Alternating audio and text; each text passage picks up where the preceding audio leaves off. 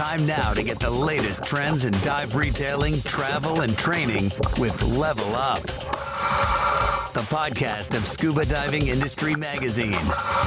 Now, here's your host, Scuba Radio's Greg the Divemaster. And that is me. I am here to help, host this Level Up podcast. Of course, you can check out Scuba Radio every Saturday, 3 to 5 Eastern. However, today it's dive industry stuff with my good buddy, Willie Cline, and his son, Britton. Willie, how you doing? Britton, Hey, how are you guys?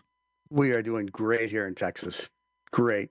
Yes. Doing great. Well, it's warming up a little bit here in Florida where I'm at. So I don't know if that's the case for you, but, it's good, it's bad, it's good. It depends on the day. We're flipping back and forth. But I gotcha. the only way it'd be better is if we were going scuba diving. So we're at least going to talk about it a little bit today. So Man, we got a great show planned for this. This is going to be a great show. I'm really Yeah. excited about our articles and about the speakers we've got, so our writers. So before we jump into it, though, Greg, I want Britton to talk a little about our newest podcast. We are doing a new podcast. So, Britton, I'll let you describe what it is and when we do it. And it's a little different than this.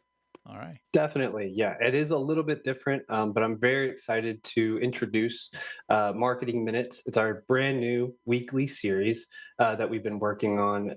It is different.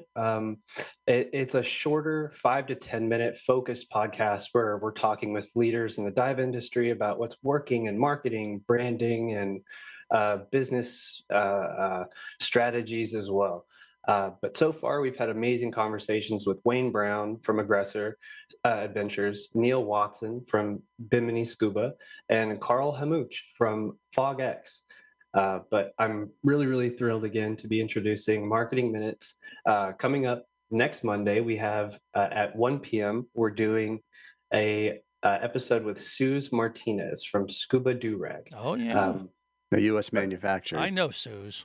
Absolutely. Yeah, it's really a cool program because it's just a 5 to 6, 7 minute program. We had Jim Gundersen from SEI on yesterday, and it's really focused on that particular company versus the podcast. This is an editorial product that's designed to go into the issues more, the discussion more, whereas the Little Marketing Minutes is just really, truly a business focused kind of podcast, and Britton's kind of our lead host of it. It's been a fun little project.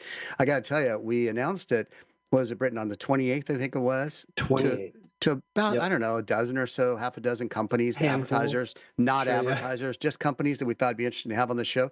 We booked 10 weeks and 72 Wow. and probably 48 hours. So yeah, it's been Good. great. And we just booked, in fact, I think our 11th week today, which was Garmin, I think, Yeah. came in. So Well, there you go. So it's Absolutely. Yeah, it's great designed, fun.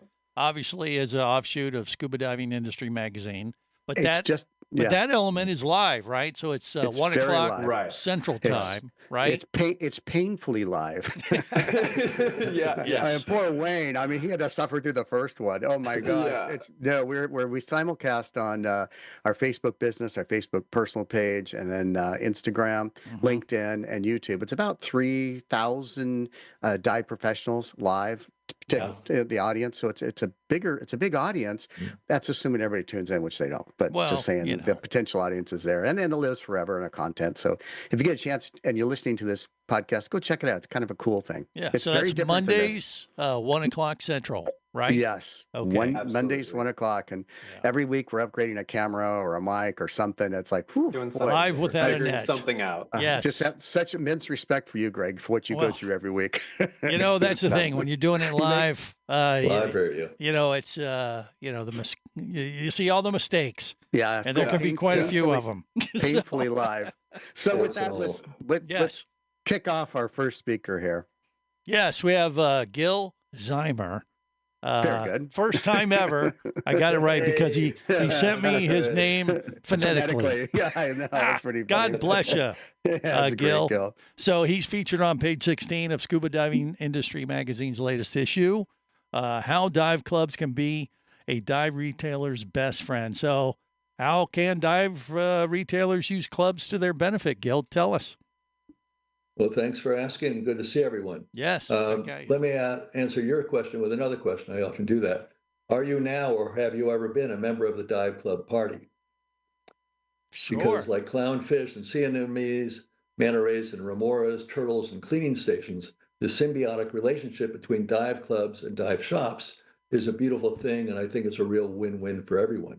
For me, because my wife doesn't dive clubs have been a godsend. And I earned my first PADI certification in 1985 when I was living in the Dallas area. And I moved to San Francisco a year later and joined my first dive club. I was still single then, so it instantly gave me access to a new group of friends, monthly meetings, dive buddies, trips, and parties. And I met a number of great people there, including Almost Nacombe was a member of that club. And we've been friends ever since. And then I started giving back to my club by writing their monthly newsletter and taking trips with them and soliciting prizes even for our annual Monterey shootout. And then once I got married, my non-diving wife was more than happy to have me go on trips with my dive club arranged through our local dive shops. And it gave us both some much needed me time. In a marriage, you need that.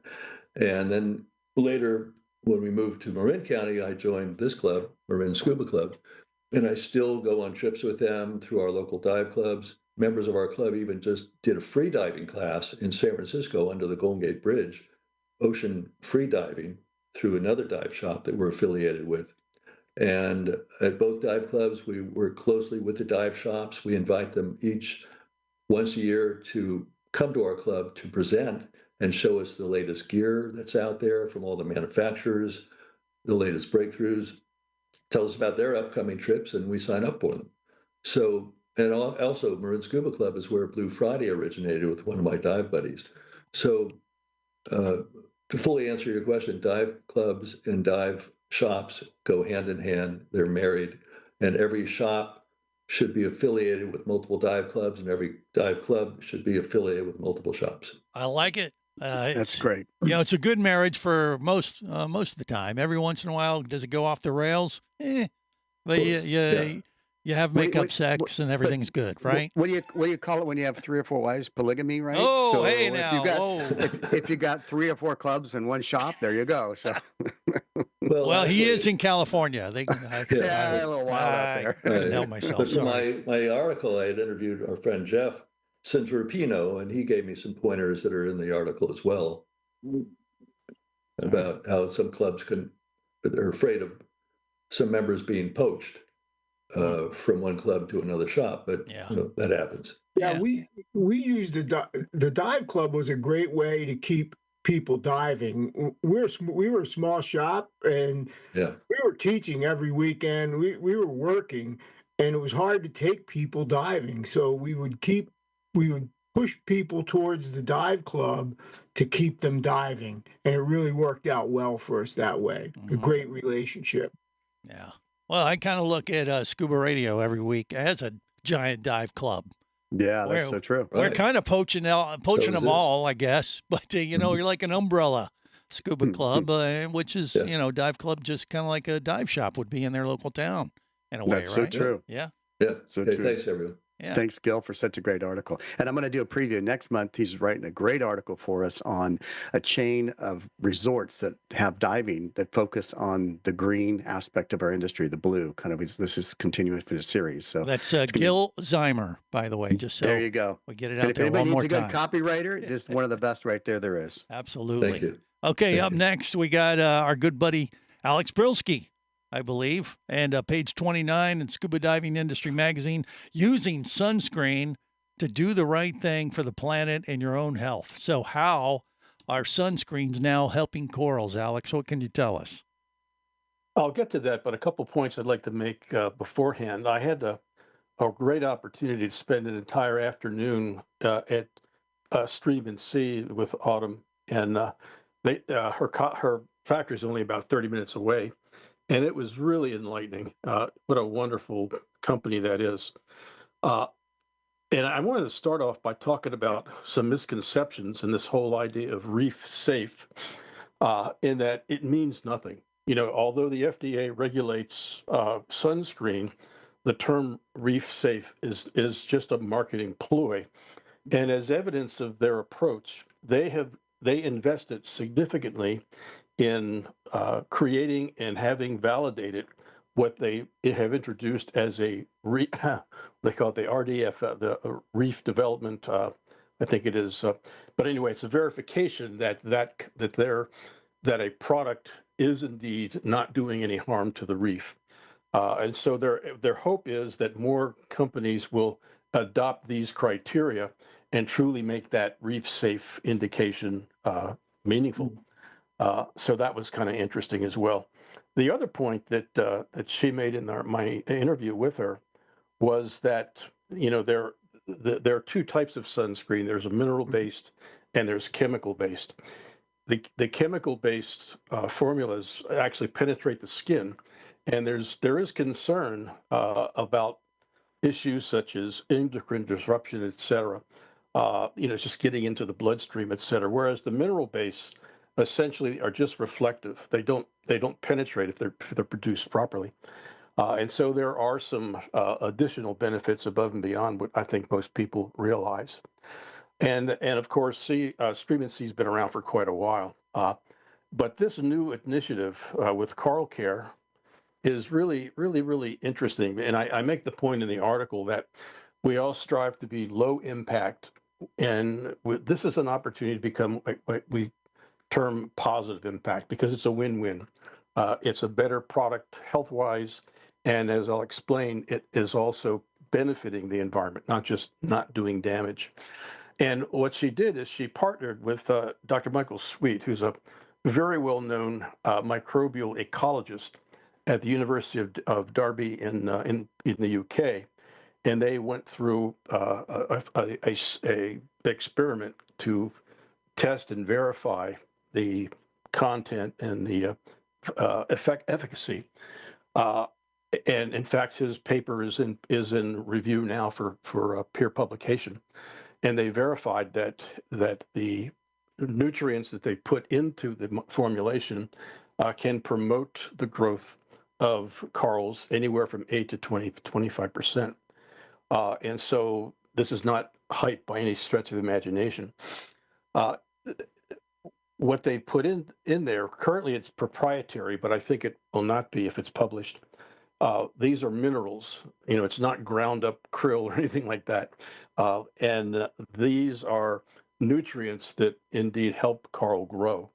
And I think that's an incredible accomplishment to show that not only can we not do harm, but we can actually do good in the process. I was extremely impressed, as I have long been with Autumn and her company. So it was a good education for me, and I think the viewers ought to check this out because it, I think, can make a bit of a difference. And speaking of understanding the ecology, Alex has authored a book called Beneath the Blue Planet, sold through the folks over at Reef Smart. If you don't have this in your library as a dive instructor or a dive shop, you need to go buy it. It's probably the best definitive guide I've ever seen on a layman's kind of explanation of the entire world that we love, which is the underwater world. So thank you, Alex, for that great book too, by the way. Thank you, Tech, for the commercial. I couldn't get the screenshot to come up, so Yes, there it is. There it is. Yeah, there it is. So thank you, Alex. I beat you to it, Alex. It's right behind me. That's good. Right See, there. there you go. I got mine right over here. I'm looking at it, but I didn't want to get up. So thank you again. And that kind of brings us into a really cool segue. I had been contacted a couple of weeks ago by a gentleman by the name of Vincent Meurice. I guess that's how you pronounce your last name, right, Vincent? That's pretty good. Okay, good. Out of Guadeloupe Island down in the Caribbean. And he has a company that specializes in helping people recover from mental issues using scuba diving. It's an interesting approach. And it turns out there's a lot of initiatives like this all over the world but he happens to have a very sophisticated program. They even have certification and so on. So when he reached out to me on that, this is right up Dan's alley. Whoa, so, are you saying Dan has some issues mentally? Well, I couldn't help myself, Dan. I'm sorry. I didn't even think about that, but yeah, it's so funny. So anyhow, they teamed up and wrote this really great article, and I'll let you go ahead and intro it there, Greg. Yeah, well, Dan Orr is he's the man, and I can only kid because I've known him for so long. But Legend in my own mind. yeah, well, hey, you and me have that in common. But yeah, on page 7, you wrote an article involving this, the mental health benefits of scuba diving. So how has Meurice and you teamed up on this exactly, Dan? Well, actually, it was a great team. I mean, we had an opportunity to work together, and I think we both put in a lot of effort into this article, and it really is a good article. I really enjoyed it. And it was really good working with Vincent. But as I said in the article, when I got out of the military, out of active duty in 1968, like a lot of other people, we were kind of struggling with a lot of issues, both physical and mental. And I went back to college and then learned how to be a scuba instructor. And then I started diving as often as I possibly could, and I felt different, being in the water. And then when I started teaching at the university, we had a lot of Vietnam veterans who were in that program, and they had a lot of issues too. And we would talk about those things in the evening and sometimes during the class. And they said they were feeling a little bit different, and I noticed a little bit of difference, with them during the scuba program, especially when they were out there in the open water. And so I thought, well, maybe there's something going on here. I approached the university. They weren't really interested in it because they didn't really see any relationship between any kind of benefit of scuba diving relative to the emotional issues some of these veterans were having. So I just kept working on it and trying to figure out what was going on and what I really needed to do to really help these veterans. And so since then, I've gotten involved with veterans organizations like Force Blue, and we use diving as part of their therapy to deal with PTSD and give them a mission focus, so they can not only help themselves emotionally, but also do some good for the environment. And it was a great opportunity to work with Vincent. So I'll let Vincent take it from here. Thank you, Dan. So first of all, I would like to thank you, you and William, to let me have this work with you for the writing. So you guys will have to excuse my French accent, of course. So I will speak maybe a little bit slower than you do, guys, but I'm going to try to explain exactly what we've worked on since now almost 7 years. So 7 years ago, I set up this Baptismet company with a friend of mine. Used to be guys who were working in the bank, the banking, whatever. He's done a burnout, and at the same time, I was passing like a degree, what it's called a sophologist. It's pretty much the same that you do when you do meditation, actually. So it's like a meditation instructor, let's say that like this. And I had a chance to work underwater for my skiers, and just realized that working on down skill underwater was much more efficient than what I was able to see at the surface, actually. So at this time, we have a discussion with my friend, and we decide to set up a clinical trial and work with the French terrorist attacks survivors in 2015 in Paris. So we had like 34 of those guys with PTSD, and we set up a special diving protocol. Actually, the goal was not to dive anymore, but just using the benefits of diving to work on other skills. So at this time, I have developed a little bit, like I would say, about 40 different skills that comes from sport psychology, meditation, hypnosis, sophrology, and different kind of thing like this.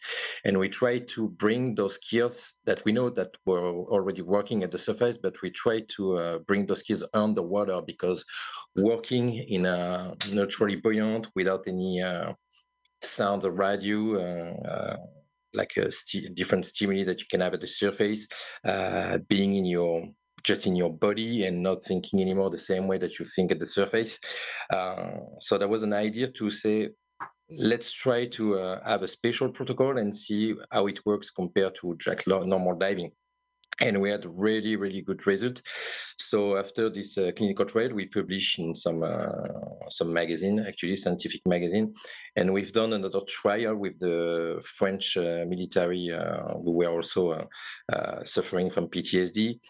And also the last one we've done in 2022 was on the people who were suffering from obesity, but it was like emotional eating. The goal was not to make those guys lose weight. It was to make sure that they are able to manage their emotion to not eating that much anymore. And we had a really good result also as well. The publishing is about to arrive like really soon.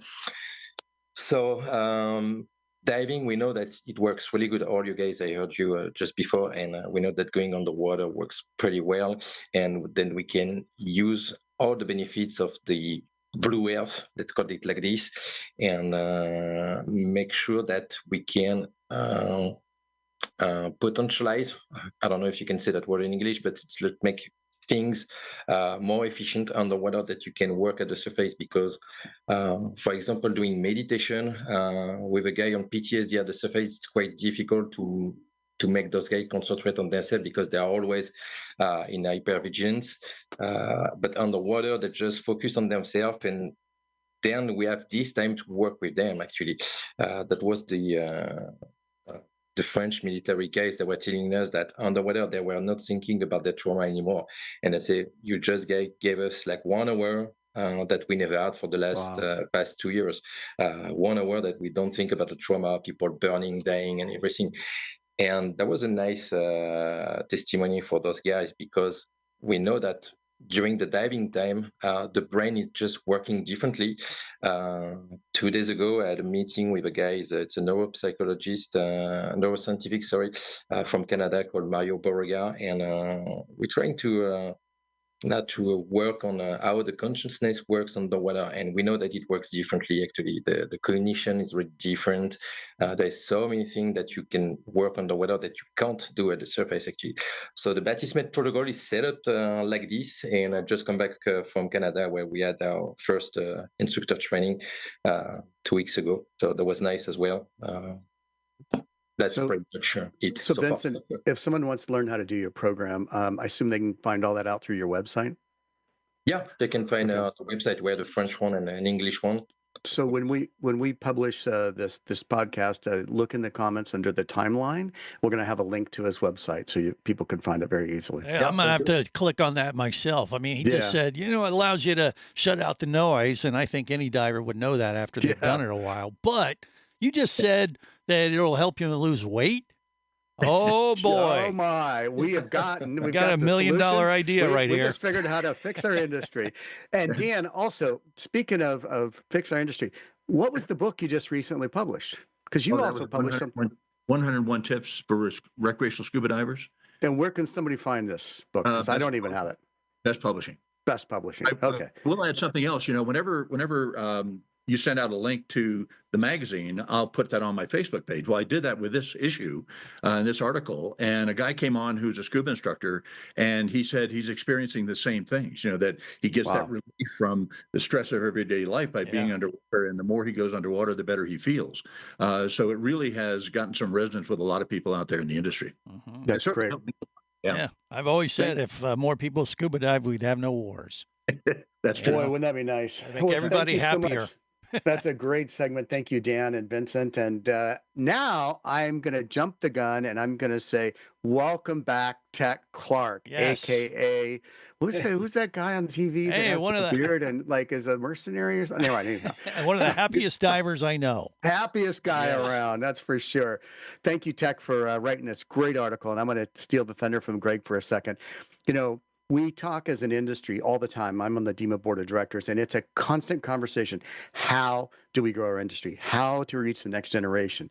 Yeah. And, you are doing that with what your programs are. And this article, everybody in the industry should read this article from Tech. Whether you're a manufacturer, you're a resort, liveaboard, it doesn't matter, retailer, because everybody's dealing with the generational issues right now in our industry.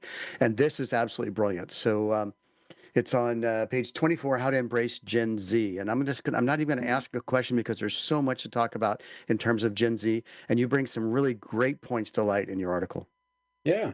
Well, thanks so much. It's great to be here with all of my friends and legends. You guys are awesome. The thing is that I've just been blessed to work at 4 different university dive programs over my career. And here the last 13 years, I've been right here at Nova Southeastern University in Fort Lauderdale, Florida, where I've worked with some of the most amazing young men and women. And what gets to me, and what was kind of the impetus for this, was that I hear so many people especially in our dive centers, that say, boy, I just can't take these Gen Z kids, and what's with them, and they're pulling their hair out. For everybody, what's the age of Gen Z you're referring to? Yeah, so we're talking anywhere from 13 to 28-year-olds. So this is, that Britain. there you go, Britain. Yeah. So Right this in is there. that generation. There you go. 1997 to 2012. And so forth. And what's interesting is, like, if we look around here, we've got luckily there's nobody from the silent generation here, but otherwise you'd be really old. But we've got the boomers, we've got Gen X's like me, maybe a millennial, post boomers too. Yeah, the old farts.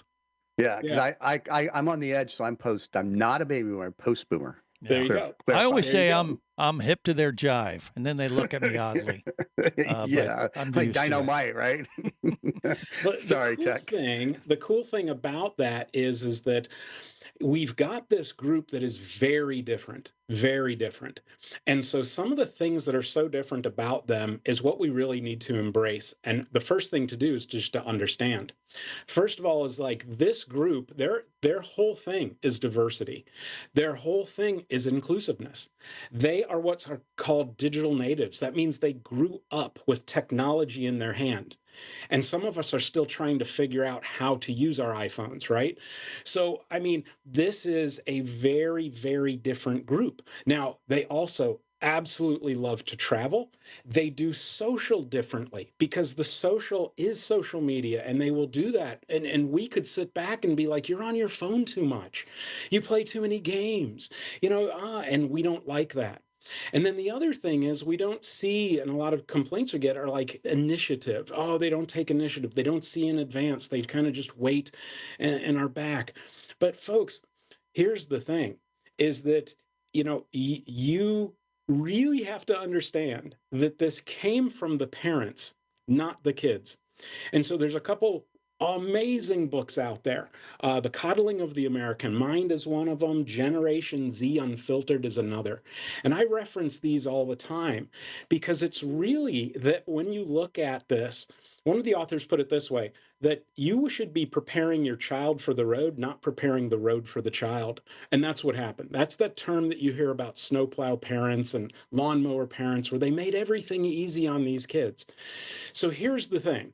In the two groups that we're going to be, that we're going to see this population in dive shops, dive centers, as dive professionals, we're going to see them as customers, and we're going to see them as potential staff and professionals ourselves, whether they're working with us or we're going to raise them up into the professions.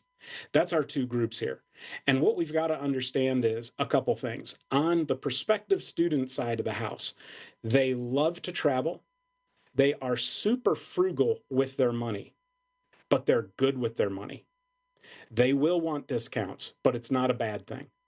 They also respect authenticity, unlike any other group. And they love to have in-person time. The more connection you can have, the more your authenticity shows to them, and then they really appreciate that. That is an important piece. You also have to understand they love service learning.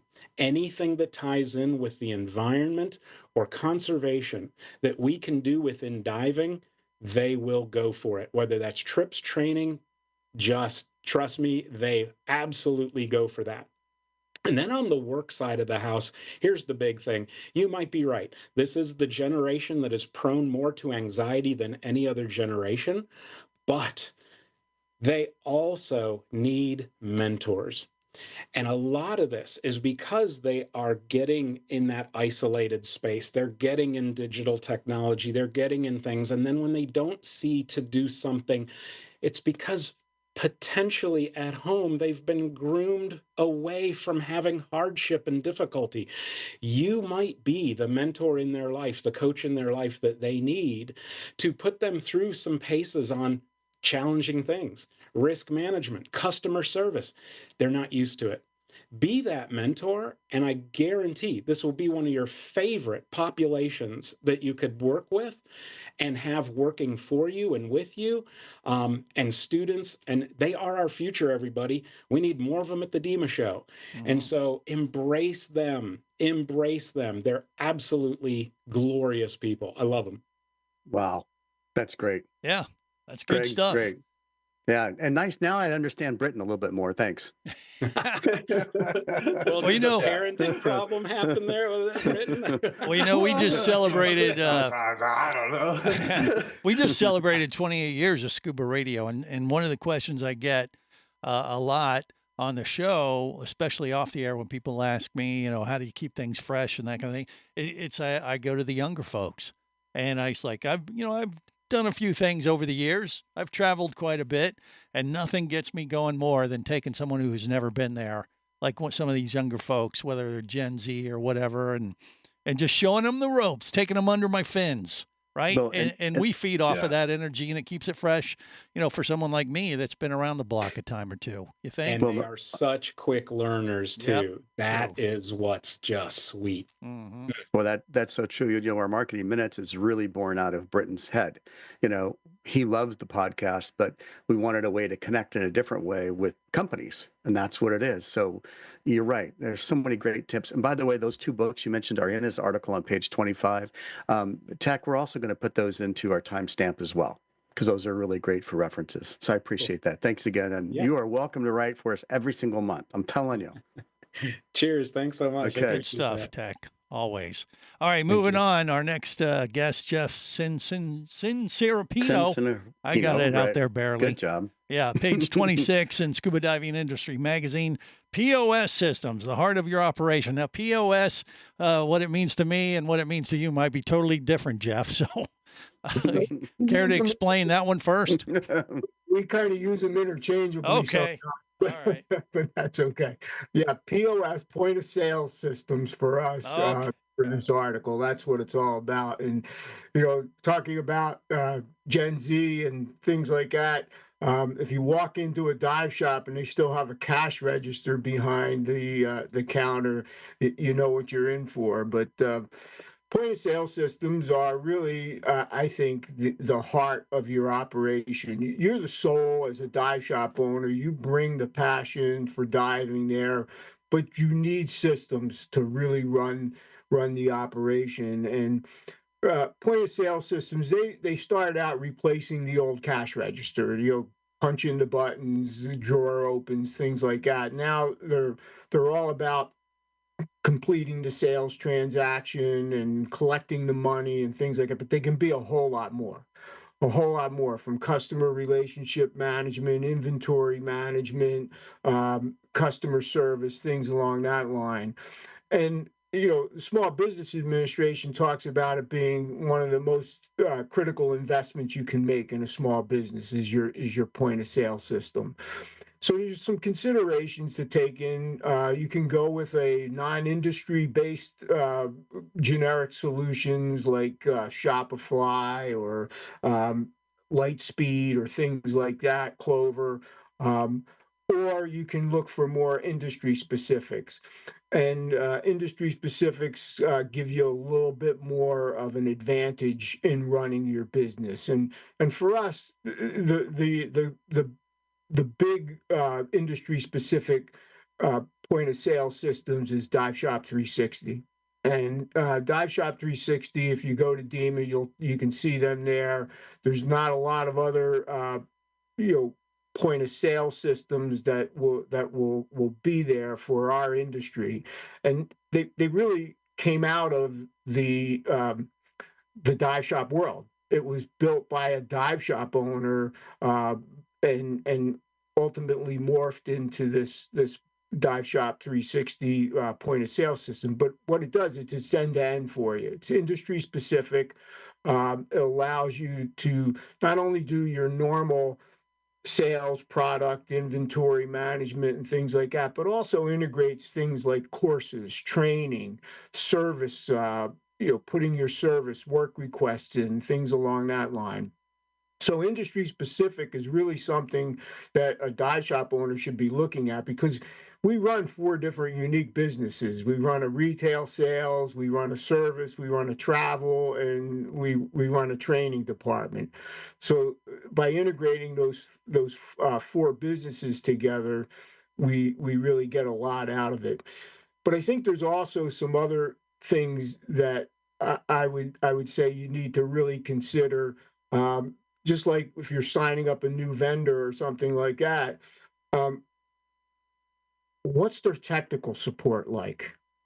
What are you going to get when you need to pick up the phone and you have a problem? Software systems sometimes have challenges, and you want somebody in your corner that's going to be there to pick up. You can pick up the phone, put a ticket in, and get your problem resolved quickly. The other thing about it is that they really understand the dive business and are making improvements all the time on that stuff. So I think there's considerations. You can certainly use the basic generic point of sale systems to run a dive shop. That's fine. You may have to work a little harder integrating some of the other things into the mix, but for even though we think we're a simple business, we are a complex business. A dive shop is a complex business, and the more you can get out of your point of sale systems, the better you can be. You're the soul of the operation. Your point of sale systems can be your heart of your operation. I like That's it. great, Jeff. It's basically is the headline of the article making sure your POS system is not a POS. No, see, that's why I'm not the editor of Scuba Diving Industry Magazine. That's great. I'm sorry, Willie. Thanks, Jeff. It's just That's what I okay. do. Great article. And I'm so excited next to get to talk about wine. Oh, What? Wine region. Sorry. Ah, okay. And that brings us to Peter in Denmark. Is that right? Yeah. Peter, by the way, publishes X-Ray magazine. And if you're listening to this and you're a dive professional, sign up for his magazine. It is fantastic. It really covers a lot of stuff that the mainstream magazines in this part of the world don't cover, of which I've tasked him to write a series. He's just done a brilliant job on Europe, because we think of Europe as a vacation place to go with your wife to go to Rome or whatever. But yet there's fantastic diving all over the Mediterranean and Europe as a whole. So I'm going to turn it back over to you, Jeff, to introduce Peter. Yes. Well, Peter, page 13, you got an article in Scuba Diving Industry Magazine, Dive into Europe, Dive Tuscany, Italy. Usually we go there for food and wine, but we can go there for diving, evidently. Is that right? Yeah, indeed. Indeed. Tell us about it.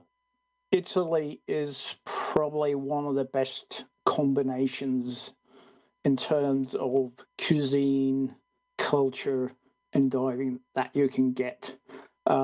Characteristic for most of Europe is, as opposed to going on a dive trip to Far East Asia, where you go to a resort and just be based there and go there for the diving.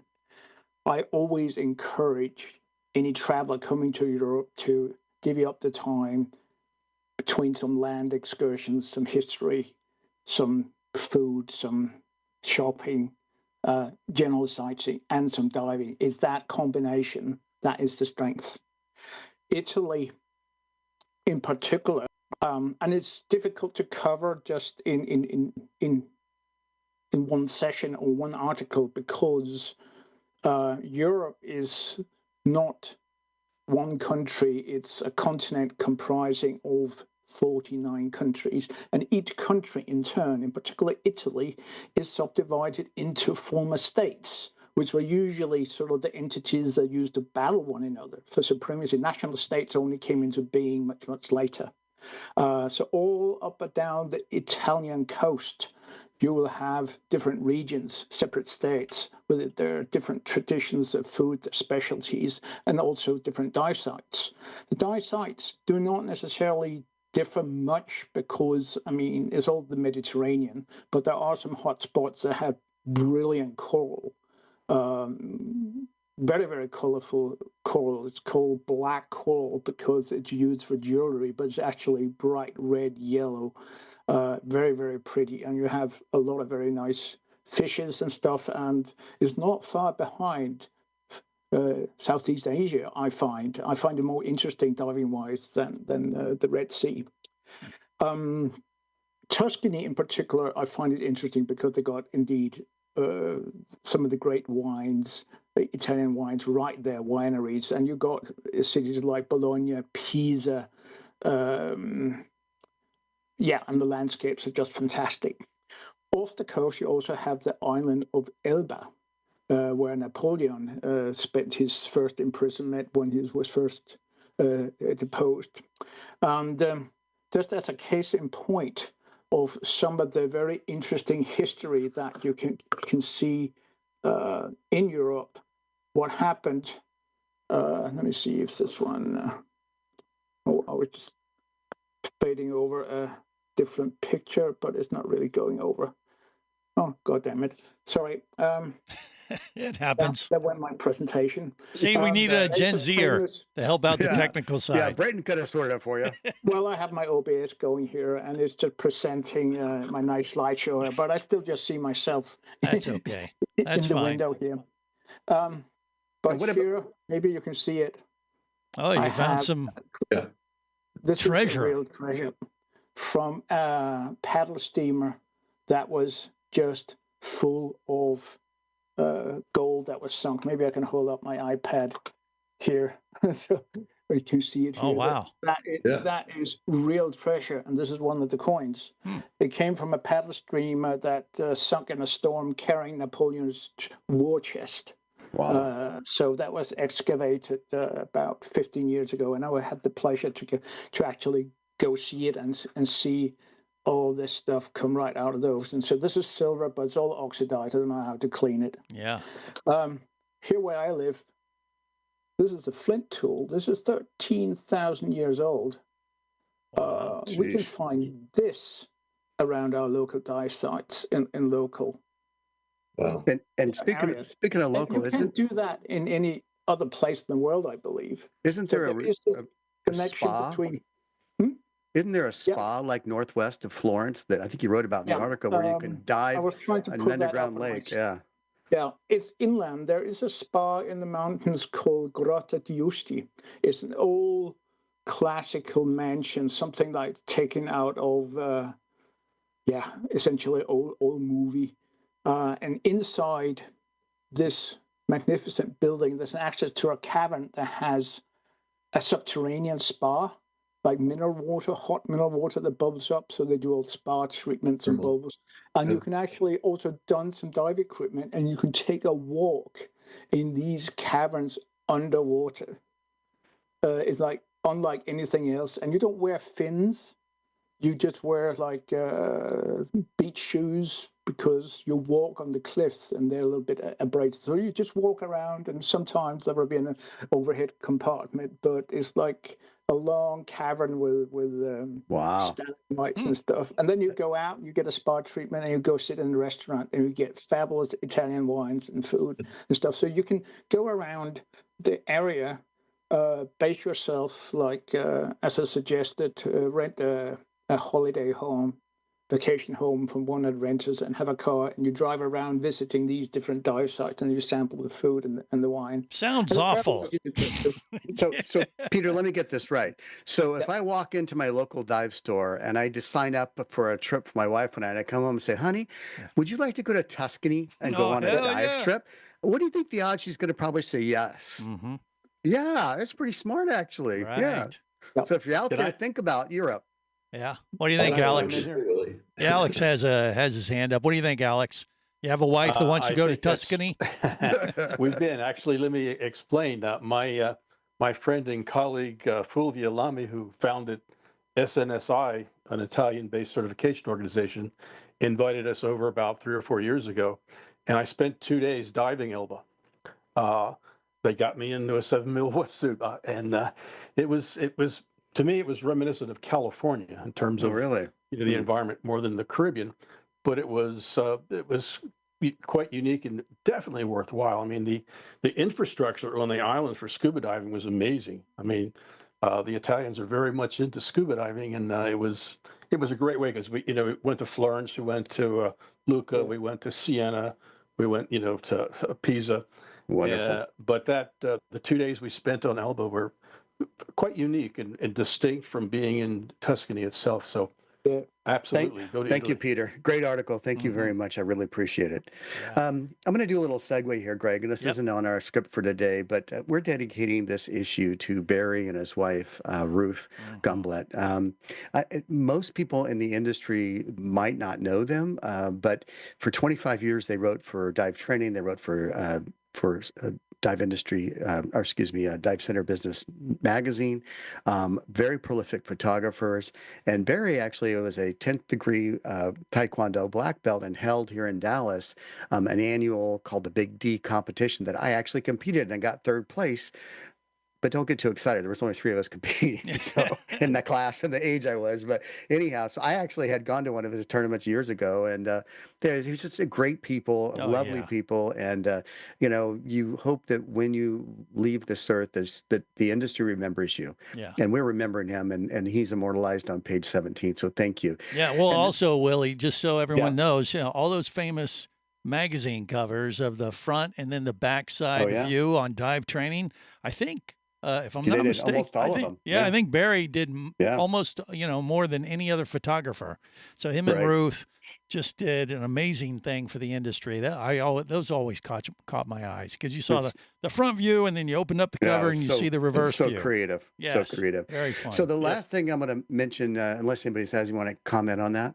Yeah, I did want to comment because I worked with Barry for almost 3 decades. And what always amazed me about him was with all of his martial prowess, sincerely, without any exaggeration, he was one of the nicest people I ever met in my life. So true. And he will absolutely be missed.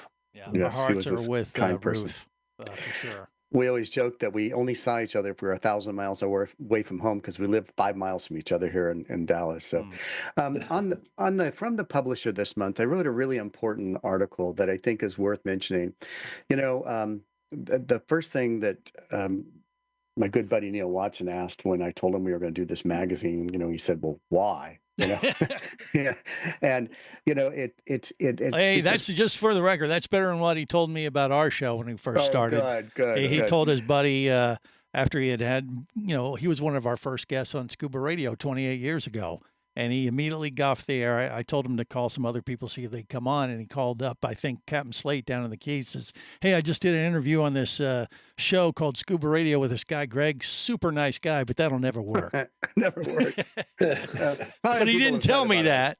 So until 5 years later, thank God.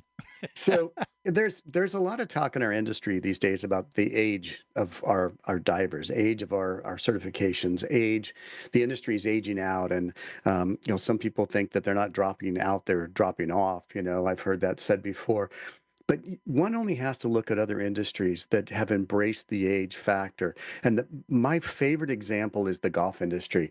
Do they really care that you're 73 years old and have to ride around in a golf cart because you can't really walk? Why? Because that's the only person that could probably afford a $150,000 a year golf membership. So, their industry, of course, always likes to have the new blood, but they've embraced the fact that they age and they've adapted to it. Almost all golf courses adapt to the older golfer. 40%, according to DEMA, and I'm taking some of this out of Gil's article he ran last year on the Great Tsunami, but 40% of the respondents that DEMA found in an 8,700 diver survey a couple of years ago in 23 showed that they're over the age of 55. And what's interesting, of course, is that when we asked them, and we specifically asked a question about what were the influences of how they made purchasing decisions for equipment and travel and all things, and 89% said that print magazines were a significant impact on their decision-making ability. We segmented that to look at just dive professionals. 599 respondents were either Divemaster, DiveCon, or above, depending upon your trained agency. I guess that'd be like 3-star CMOS. 42% said they rely on magazines. Keeping in mind that there is no other print trade magazine out there except for us, and we weren't even around when this survey was created. But a couple of really fascinating facts that I think that we all need to keep in mind. Divers that are 55 years old or older have 151% more friends than those aged 21 to 34 that are divers. They have They're 333% more likely to have purchased travel during their last visit to a dive shop. And they're 198% more likely to have completed all their certifications locally. So, I mean, these are just black and white facts that segment, even though it's something that I think in some circles we're worried about our industry aging out. Think, who can afford a $10,000 liveaboard trip to the Maldives?